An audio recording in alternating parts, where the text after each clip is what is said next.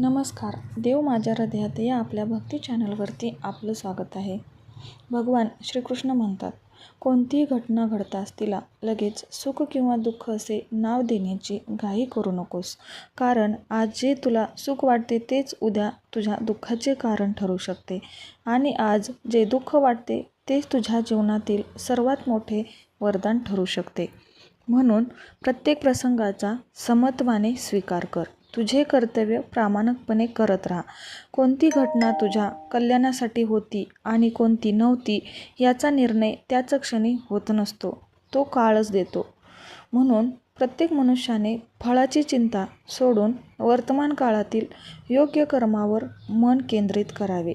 योग्य कर्म करणे आपल्या हातात आहे, परंतु त्याचे फळ देणे हे मात्र ईश्वराच्या हातात आहे. आणि ज्यावेळेस आपणास फळ द्यायचे असते त्यावेळेस तो भगवंत नक्की देतो. भगवंताच्या व्यापक योजना ह्या आपल्या अधीन नसतात, त्या भगवंताच्या अधीन असतात.